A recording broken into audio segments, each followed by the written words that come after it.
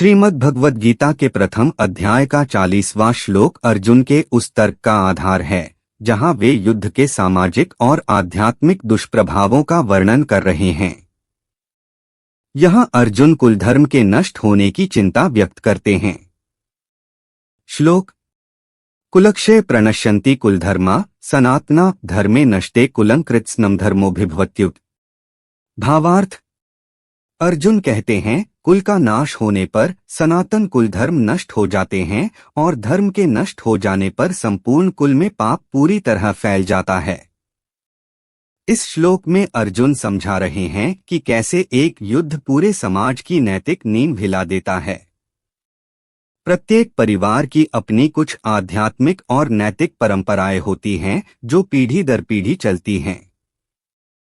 अर्जुन का तर्क है कि जब युद्ध में परिवार के बड़े बुजुर्ग और मार्गदर्शक मारे जाते हैं तो उन परंपराओं को सिखाने वाला कोई नहीं बचता। यहाँ धर्म का अर्थ पूजा पाठ मात्र नहीं बल्कि कर्तव्य, अनुशासन और सामाजिक व्यवस्था है।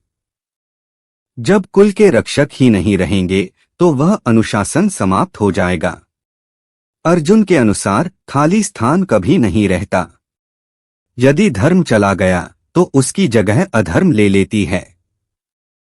जब परिवार की इकाइयां टूटती हैं तो उसका प्रभाव पूरे समाज पर पड़ता है। अर्जुन को डर है कि युद्ध केवल शत्रुओं को नहीं मारेगा बल्कि आने वाली पीढ़ियों के चरित्र को भी नष्ट कर देगा। अर्जुन यहाँ शरीर और संबंध के धरातल पर सोच रहे हैं। उनका मानना है कि धर्म केवल बुजुर्गों के जीवित रहने पर टिका है। आगे चलकर भगवान श्री कृष्ण उन्हें समझाएंगे कि आत्मा और धर्म शाश्वत हैं और कभी कभी धर्म की रक्षा के लिए ही अधर्म का नाश करना अनिवार्य हो जाता है, चाहे उसमें कुल का क्षय ही क्यों न हो।